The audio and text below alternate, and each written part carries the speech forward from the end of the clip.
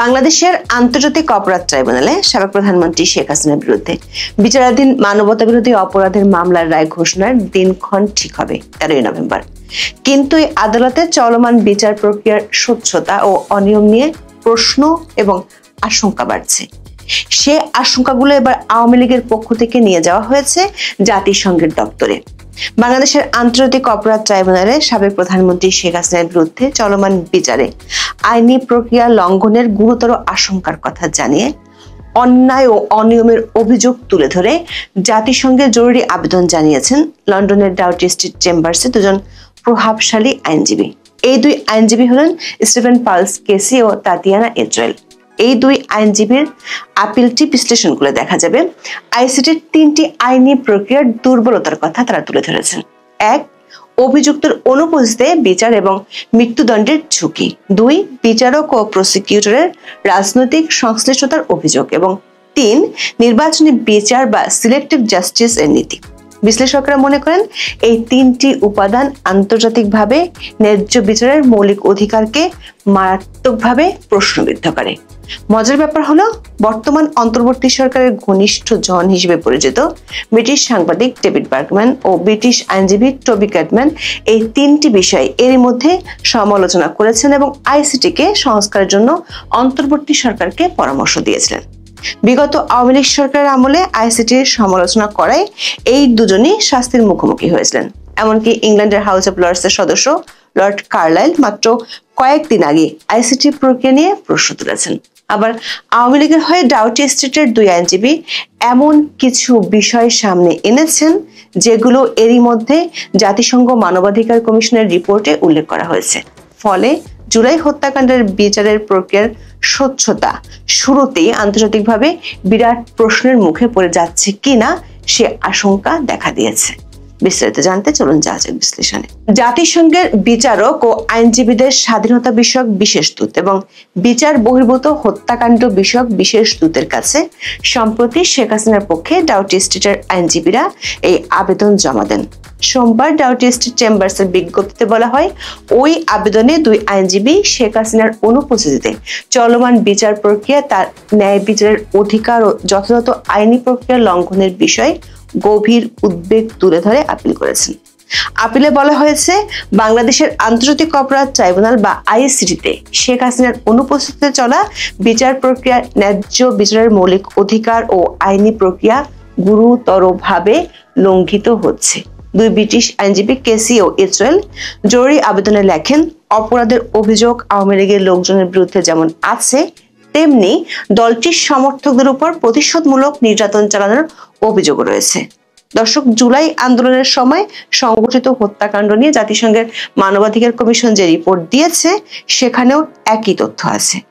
জাতিসংঘের ওই রিপোর্টে যে অনুমিত 1400 জন হত্যাকাণ্ডের সংখ্যা উল্লেখ করা হয়েছে তার মধ্যে 144 জন আওয়ামী লীগ ও 44 জন পুলিশ সদস্যের কথা বলা আছে।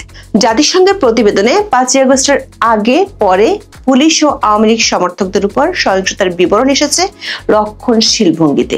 এমনকি পুলিশ হত্যা কিংবা থানায় আক্রমণের পরিসংখ্যান তুলে ধরার ক্ষেত্রেও তারা নির্ভর করছে অন্তর্বর্তী সরকারের ভাষ্যের উপর।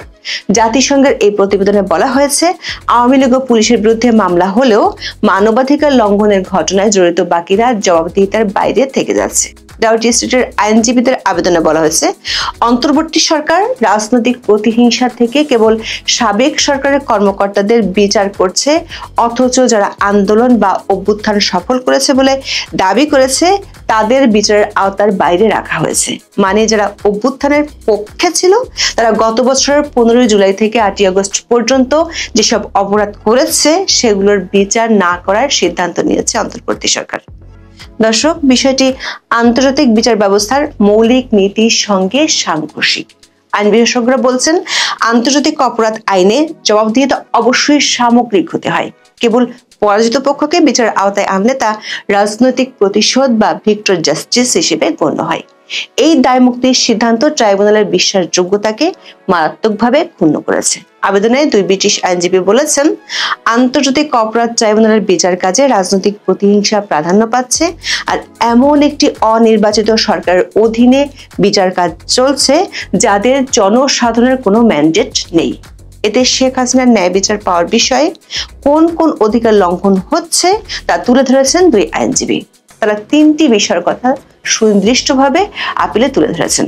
ডাউটি স্টেট চেম্বার্সের আবেদনের মূল আইনি উদ্বেগের একটি হলো ট্রাইব্যুনালের স্বাধীনতা ও নিরপেক্ষতা নিয়ে প্রশ্ন। International covenant on civil and political rights বা ICCPR এর 14-1 অনুচ্ছেদ অনুযায়ী প্রত্যেক ব্যক্তির স্বাধীন ও নিরপেক্ষ আদালতে বিচার পাওয়ার অধিকার রয়েছে। আবেদনে আরো বলা হয়, বিচারকদের সঙ্গে আওয়ামী লীগের বিরোধী রাজনৈতিক দলগুলোর সম্পৃক্ততার অভিযোগ রয়েছে। আবার চিফ প্রসিকিউটরের দায়িত্বে যিনি আছেন তিনি বিভিন্ন কর্মসূচিতে আওয়ামী লীগকে নিষিদ্ধের দাবি তুলেছেন এবং তার পক্ষপাতমূলক অবস্থান শেখ হাসিনার মামলা নিরপেক্ষতা নিয়ে প্রশ্নবিদ্ধ করেছে, এমন অভিযোগ করা হয়েছে আপিলে। দর্শক, শেখ হাসিনার পক্ষে দুই ব্রিটিশ আইনজীবীর জাতিসংঘের কাছে তুলে ধরা এই অভিযোগটি অনেক আগেই নজরে এনেছিলেন ব্রিটিশ সাংবাদিক ডেভিড বার্গম্যান। বিগত আওয়ামী লীগ সরকার আমলে আইসিটিতে যুদ্ধাপরাধের অভিযোগগুলোর বিচারের সময় সমালোচনা করায় সাংবাদিক ডেভিড বার্গম্যানকে তখন ট্রাইব্যুনাল দণ্ড দিয়েছিলেন। চলতি বছরের 5 আগস্ট বার্গম্যান দৈনিক প্রথম আলোতে জুলাই সহিংসতা, ত্রুটিপূর্ণ গ্রেপ্তার, ঝুঁকিপূর্ণ বিচার শিরোনামে একটি কলাম লেখেন। সেখানে তিনি লিখেছিলেন, আইসিটিতে আগের সরকারের সময় জামাত ইসলামের সাবেক আইনজীবী তাজুল ইসলামকে প্রধান প্রসিকিউটর পদে নিয়োগের বিষয়টি অনেকের জন্য উদ্বেগের কারণ। আন্তর্জাতিক অপরাধ ট্রাইব্যুনালের বিচার ও বিচারক নিয়ে কিছু প্রশ্ন শিরোনামে ডেভিড বার্গম্যানের আরেকটি কলাম দৈনিক প্রথম আলোতে প্রকাশিত হয় গত বছরের 24 অক্টোবর। সেই কলামে তিনি আইসিটির বিচারক নিয়োগ নিয়ে 5টি প্রশ্ন তুলে ধরেছিলেন। তিনি বলেছিলেন, এই নিয়োগগুলো নিয়ে উদ্বিগ্ন হওয়ার কারণ আছে। ডেভিড বার্গম্যান লিখেছিলেন, আইসিটির বিচারকদের কারোরই কর্মজীবনে কোনো মামলায় আন্তর্জাতিক আইনের নীতি প্রয়োগ করার কোনো অভিজ্ঞতা আছে বলে মনে হয় না। আলোচ্য বিচারের সঙ্গে মানবতার বিরুদ্ধে অপরাধ এবং তাকে ঘিরে থাকা জটিল আইন জড়িত, তাই এই অভিজ্ঞতা বিচারকদের জন্য একটি গুরুত্বপূর্ণ যোগ্যতা বলে মনে হয়। 3 বিচারপতির মধ্যে একজনের বিচারক হওয়ার কোনো অভিজ্ঞতাই নেই। তাছাড়া তিনি বাংলাদেশ জাতীয়তাবাদী দল বিএনপির সঙ্গে সম্পৃক্ত। ওই লেখায় ডেভিড বার্গম্যান লিখেছিলেন, এটা খুবই আশ্চর্যের বিষয় যে সরকার আইসিটি বিচারক হিসেবে এমন এক ব্যক্তিকে নিয়োগ দিল যিনি এমন একটি রাজনৈতিক দলের সদস্য যারা আওয়ামী লীগের ঘোর বিরোধী। অন্যদিকে অনেক আসামির আওয়ামী লীগের সঙ্গে জড়িত থাকার সম্ভাবনা বেশি। ডাউটি স্টেটের আপিলে তুলে ধরা দ্বিতীয় অভিযোগটি হলো মানবতা বিরোধী অপরাধের মতো অভিযোগে শেখ হাসিনার বিচার চলছে তার অনুপস্থিতিতে। শেখ হাসিনা কোনো আনুষ্ঠানিক অভিযোগপত্র পাননি এবং তার পছন্দের আইনজীবীরা হামলা ও হুমকির কারণে কাজ করতে পারছেন না। ফলে তিনি রাষ্ট্রনিযুক্ত আইনজীবীর মাধ্যমে বিচারের মুখোমুখি হচ্ছেন, যার সঙ্গে তার কোনো যোগাযোগ বা নির্দেশনা নেই। পাশাপাশি যেসব আইনজীবী অতীতে আওয়ামী লীগের হয়ে লড়েছেন বা দলটির সঙ্গে যুক্ত, তাদের উপরও হামলা নির্যাতন চালানো হচ্ছে বলে অভিযোগ করা হয়। তৃতীয় অভিযোগে ব্রিটিশ দুই আইনজীবী জাতিসংঘকে জানান, এ ধরনের বিচার প্রক্রিয়ার মধ্য দিয়ে শেখ হাসিনার মৃত্যুদণ্ডের মতো কোনো সাজা হলে তা কার্যত বিচার বহির্ভূত হত্যার শামিল হবে, যেটি কিনা আন্তর্জাতিক নাগরিক ও রাজনৈতিক অধিকার সনদ বা ICCPR এর 6 ও 14 নম্বর অনুচ্ছেদ লঙ্ঘন করবে। দর্শক, বাংলাদেশের আইসিটি নিয়ে প্রশ্ন তুলেছেন এমন আরেকজন ব্রিটিশ আইনজীবী হলেন টবি ক্যাটম্যান। মজার ব্যাপার হলো, সাংবাদিক ডেভিড বার্গম্যানের মতো টবি ক্যাটম্যানও আইসিটির বিভিন্ন ত্রুটি ও নিরপেক্ষতা নিয়ে সরব ছিলেন, যার ফলস্বরূপ 2011 সালে আওয়ামী লীগ সরকার তাকে বাংলাদেশে প্রবেশে নিষেধাজ্ঞা দেয়। আইসিটির তখনকার সেই সমালোচক টবি ক্যাটম্যান এখন নাটকীয়ভাবে ভূমিকা পরিবর্তন করেছেন। অন্তর্বর্তী সরকার তাকে আন্তর্জাতিক অপরাধ ট্রাইব্যুনালের চিফ প্রসিকিউটরের বিশেষ উপদেষ্টা হিসেবে নিয়োগ দেয়। কিন্তু ক্যাটম্যান অন্তর্বর্তী সরকারের প্রধান উপদেষ্টা ডক্টর মোহাম্মদ ইউনূসের সঙ্গে বৈঠকের পর আইসিটির কাঠামোগত সংস্কারের জন্য যেসব প্রস্তাব দিয়েছিলেন তার কিছুই বাস্তবায়ন করেনি অন্তর্বর্তী সরকার। যেমন তিনি আইসিটির নাম পরিবর্তনের পরামর্শ দিয়েছিলেন, মৃত্যুদণ্ড বাতিল ও আইসিসিতে রেফারেন্স পাঠানোর পরামর্শ দিয়েছিলেন, এমনকি ট্রাইব্যুনাল কর্তৃক গ্রেপ্তারি পরোয়ানা জারির পর স্পর্শকাতর তথ্য ফাঁস হচ্ছে জানিয়ে বিচার প্রক্রিয়ায় পুলিশের ভূমিকা নিয়ে উদ্বেগ তুলে ধরেছিলেন টবি ক্যাটম্যান। দর্শক, জাতিসংঘের মানবাধিকার হাই কমিশনার ভলকার তুর্ক বাংলাদেশের অন্তর্বর্তীকালীন সরকারকে আহ্বান জানিয়েছিলেন যেন সব গুরুতর মানবাধিকার লঙ্ঘনের জন্য ব্যাপক, নিরপেক্ষ ও স্বচ্ছ তদন্ত নিশ্চিত করা হয়। তিনি বিচার প্রক্রিয়া নির্বিশেষে মৃত্যুদণ্ডের ব্যবহার বন্ধ করারও আহ্বান জানিয়েছিলেন। সবশেষ ইংল্যান্ডের হাউস অব লর্ডসের সদস্য লর্ড কার্লাইল আইসিটি প্রক্রিয়া নিয়ে প্রশ্ন তুলেছেন। তিনি স্পষ্ট জানিয়েছেন যে আইসিটির বর্তমান কাঠামোর জরুরি সংস্কার প্রয়োজন, যাতে বিচার প্রক্রিয়া আন্তর্জাতিক মানদণ্ডে স্বচ্ছ, ন্যায্য এবং আইন ও সংবিধানের প্রতি কঠোরভাবে অনুগত হয়। বিশ্লেষকদের ধারণা, লর্ড কার্লাইলের এই মন্তব্য আন্তর্জাতিক মহল থেকে ট্রাইব্যুনালের উপর উচ্চ মাত্রার নৈতিক চাপ তৈরি করেছে। শুধু আইসিটিতে বিচারিক প্রক্রিয়ার স্বচ্ছতা নিয়ে অন্তর্বর্তী সরকারের বিরুদ্ধে রাজনৈতিক নিপীড়ন ও আইন লঙ্ঘনের অভিযোগ তুলে ধরে এ নিয়ে গত কয়েকদিনে আন্তর্জাতিক আদালতে বেশ কয়েকটি অভিযোগ জানালো আওয়ামী লীগ। দর্শক, এর আগে দলটির নেতাকর্মীদের হত্যা, নির্বিচারে গ্রেপ্তার করা সহ মানবতা বিরোধী অপরাধের অভিযোগে গেল মাসের শেষ দিকে নেদারল্যান্ডসের আন্তর্জাতিক অপরাধ আদালত আইসিসিতে একটি মামলার আবেদন হয়। তখন আবেদনটি করেছিলেন ডাউটি স্ট্রিট চেম্বার্সের আইনজীবী কেসি, যিনি এবার আওয়ামী লীগের হয়ে জাতিসংঘের শরণাপন্ন হলেন। ইউনূস সরকারের বিরুদ্ধে জাতিসংঘে নালিশ জানিয়েছেন আওয়ামী লীগ সরকারের পররাষ্ট্রমন্ত্রী এ কে আব্দুল মোমেনও, যিনি একসময় জাতিসংঘে বাংলাদেশের স্থায়ী প্রতিনিধি ছিলেন।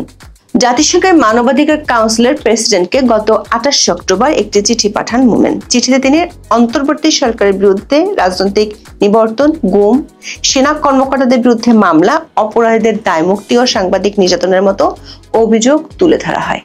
দর্শক, অন্তর্বর্তী সরকারের সময় মানবাধিকার পরিস্থিতির চরম অবনতির বিষয়টি এরই মধ্যে আন্তর্জাতিক নামকরা মানবাধিকার সংস্থাগুলো বিশ্ব নজরে এনেছে। এমন পরিস্থিতিতে আইসিটিতে বিচার প্রক্রিয়া নিয়ে আওয়ামী লীগের পক্ষ থেকে জাতিসংঘের কাছে আপিল, সেটি আবার এমন কিছু বিষয়ে যেগুলো বহু আগে জাতিসংঘ তার রিপোর্টে উল্লেখ করেছিল। এমনকি বিষয়গুলো সরকারের ঘনিষ্ঠ জনরাই সরকারের নজরে এনেছিল বিচার প্রক্রিয়াকে আন্তর্জাতিক মানদণ্ডে প্রশ্নের ঊর্ধ্বে রাখার জন্য। দর্শক, অন্তর্বর্তী সরকারের কাছে দেশের মানুষের সবচেয়ে বেশি প্রত্যাশা ছিল জুলাই হত্যাকাণ্ডের সুষ্ঠু ও নিরপেক্ষ বিচার। সেটি যদি এখন আন্তর্জাতিকভাবে প্রশ্নের মুখে পড়ে, তাহলে গত 16 মাসে ইউনূস সরকার সবচেয়ে বেশি সমালোচনার শিকার হবেন। তার সাথে আওয়ামী লীগের কয়েক দফা জাতিসংঘের কাছে নালিশ করাটা সরকারের ভাবমূর্তিকে কাজ করায় দাঁড় করিয়ে দিচ্ছে। একটি নতুন খবর হলো যে লন্ডনের ডাউটি স্ট্রিট চেম্বার্স তারা জাতিসংঘের পার্টিকুলার ডিপার্টমেন্টে তারা বলেছে যে বাংলাদেশ সরকারকে চাপ দিয়ে, মানে তাদের ভাষায়, এই ভুয়া বিচার ব্যবস্থা বন্ধ করার জন্য। তো আমরা অবশ্যই বিশ্লেষণ করব, তার আগে একটু এই নিউজটা আপনাদেরকে একটু পড়ে শোনানো দরকার বলে আমি মনে করি। এই লন্ডন ডাউটি স্ট্রিট চেম্বার্স, তারকে বলে রাখি, শেখ হাসিনার মেইনলি 3টা লবিং ফার্ম আছে। একটা হচ্ছে স্কাইলার্ক লিমিটেড, ওটা মূলত সজীব ওয়াজেদ জয়ের সঙ্গে কন্টাক্ট ওদের, ওরা ওই মার্কিন বিভিন্ন ডিপার্টমেন্টে প্রভাব বিস্তার করে যাতে শেখ হাসিনাকে বাংলাদেশের রাজনীতিতে পুনর্বাসন করার জন্য আমেরিকা চাপ দেয়। আর বাকি 2টা হচ্ছে ব্রিটেনে। একটা হচ্ছে প্যালেটাইন মিডিয়া। এই প্যালেটাইন মিডিয়া মূলত মানে যত কমিউনিকেশন গুলো আছে, এই যে দেখেন বড় বড় ইন্টারন্যাশনাল যে মিডিয়া গুলো আছে, এগুলোতে শেখ হাসিনার ইন্টারভিউ প্রচার করা, তারপরে শেখ হাসিনার পক্ষে বিভিন্ন আপনার প্রোপাগান্ডা চালানো, এগুলো এই প্যালেটাইন মিডিয়া করে, মিডিয়া রিলেটেড কাজগুলো করে। আর আরেকটা হচ্ছে লন্ডনের ডাউটি স্ট্রিট চেম্বার্স, ওরা সব লিগেল কাজগুলো করে, যেমন জাতিসংঘে নালিশ দেওয়া, তারপরে ইন্টারন্যাশনাল ট্রাইব্যুনাল আছে নেদারল্যান্ডে, ওখানে নালিশ করা, এরকম বিভিন্ন লিগেল কাজগুলো ওরা করে। তো এই ডাউটি স্ট্রিট চেম্বার্স তারাই আজকে একটা কাজ করছে, তারা লিখেছে যে জাতিসংঘে, আমি এটা নিয়েছি ডাউটি স্ট্রিট চেম্বার্স এর নিউজ সেকশন থেকে, ওদের ওয়েবসাইটের, urgent appeal filed with UN raises serious fair trial and due process issues in trial of former PM Sheikh Hasina before Bangladesh International Crime Tribunal। মানে জাতিসংঘে দাখিল করা জরুরি আপিল বাংলাদেশের আন্তর্জাতিক অপরাধ ট্রাইব্যুনালে প্রাক্তন প্রধানমন্ত্রী শেখ হাসিনার বিচারে গুরুতর ন্যায় বিচার এবং যথাযথ প্রক্রিয়া সংক্রান্ত সমস্যা উত্থাপন করেছে। বাংলাদেশের প্রাক্তন প্রধানমন্ত্রী শেখ হাসিনার পক্ষে কাজ করা লন্ডনের ডাউটি স্ট্রিট চেম্বার্সের স্টিভেন পাওয়েলস কেসি এবং তাতিয়ানা ইটোয়েল বিচারক ও আইনজীবীদের স্বাধীনতা বিষয়ক জাতিসংঘের বিশেষ দূত এবং বিচার বহির্ভূত সংক্ষিপ্ত বা স্বেচ্ছাচারী মৃত্যুদণ্ড সংক্রান্ত জাতিসংঘের বিশেষ দূতের কাছে একটি জরুরি আপিল জমা দিয়েছেন, যেখানে বাংলাদেশের আন্তর্জাতিক অপরাধ ট্রাইব্যুনালে তার অনুপস্থিতিতে মামলা চালানোর ফলে ন্যায্য বিচারের অধিকারের অভাব এবং যথাযথ প্রক্রিয়া সংক্রান্ত সমস্যা নিয়ে গুরুতর উদ্বেগ প্রকাশ করা হয়েছে। এখানে বলা হয়েছে যে শেখ হাসিনার অনুপস্থিতিতে মামলা চালানোর ফলে ন্যায্য বিচারের অধিকারের অভাব। মানে বলা হয়েছে শেখ হাসিনা তো নাই, তো যেখানে শেখ হাসিনা উপস্থিত নাই সেখানে তার বিচার চলে কিভাবে, যুক্তি দিয়েছে। এটা কিন্তু জাতিসংঘ সুপারিশ করেছিল। জাতিসংঘ বলেছিল যে শেখ হাসিনার অনুপস্থিতিতে বিচার চালানো যাবে না, এটা জাতিসংঘের নিয়ম।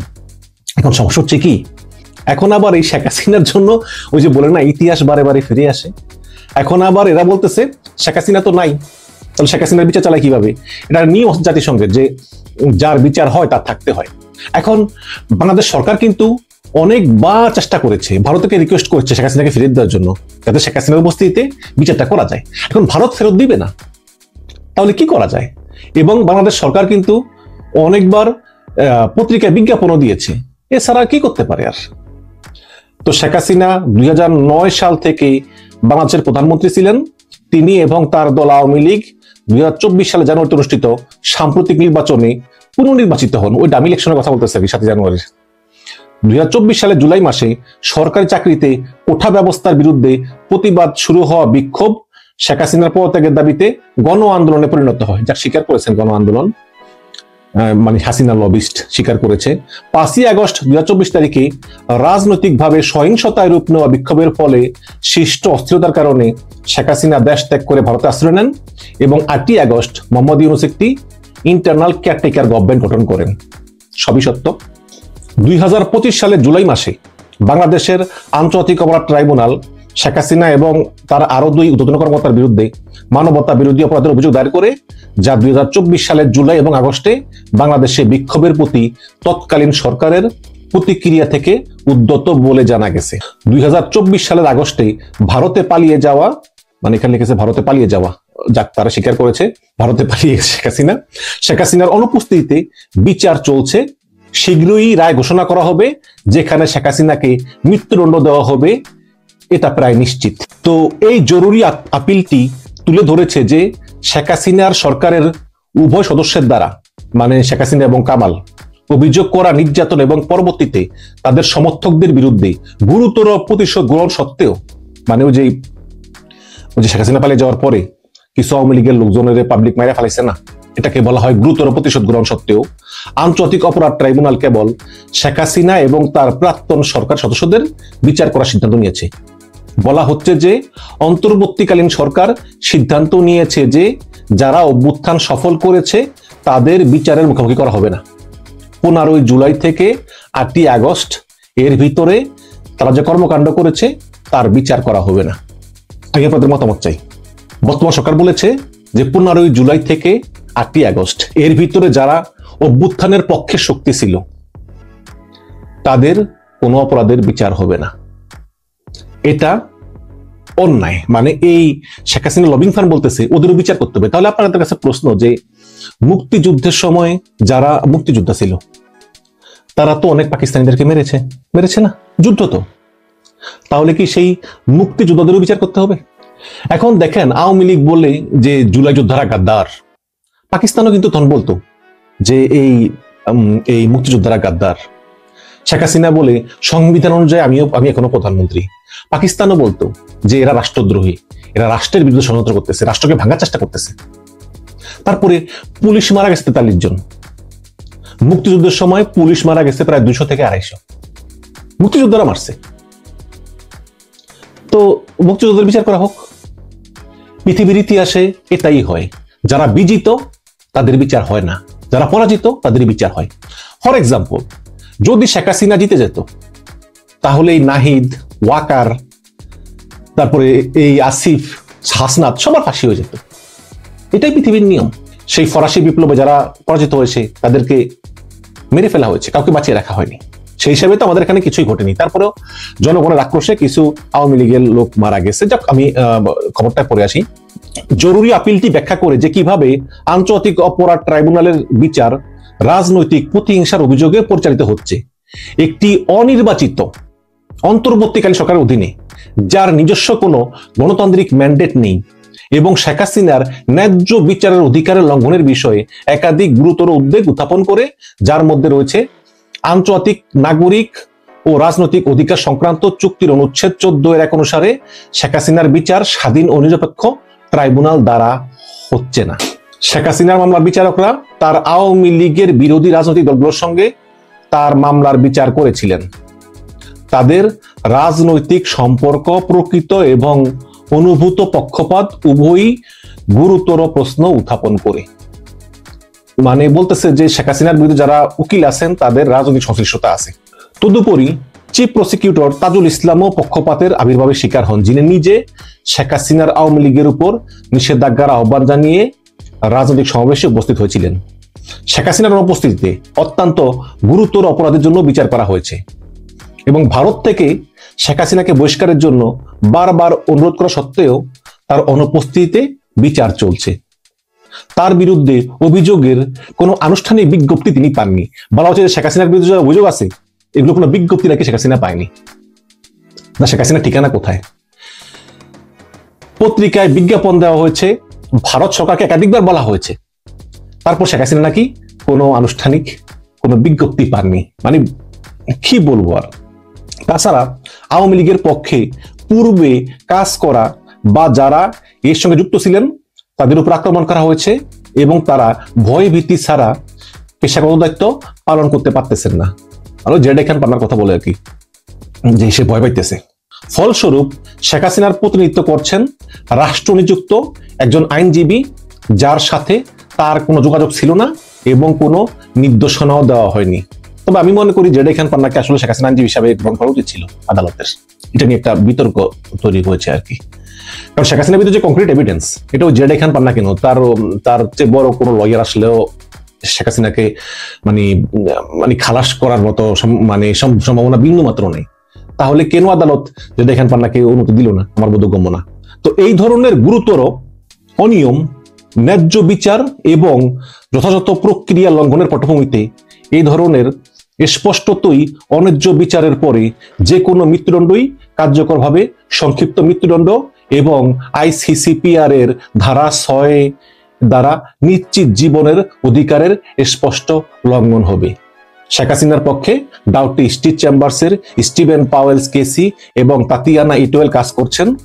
এর আগে আওয়ামী লীগকে নিষিদ্ধ করার পর বাংলাদেশে অধিকার লঙ্ঘনের বিষয়ে ডাউটি স্টিচ চেম্বার্সও একটা চিঠি জাতিসংঘে দিয়েছিল এবং তারা নেদারল্যান্ডের ইন্টারন্যাশনাল ট্রাইব্যুনালেও একটা প্রতিবেদন করেছে ইউনূস সরকারের বিরুদ্ধে একটা ইনভেস্টিগেশন করার জন্য।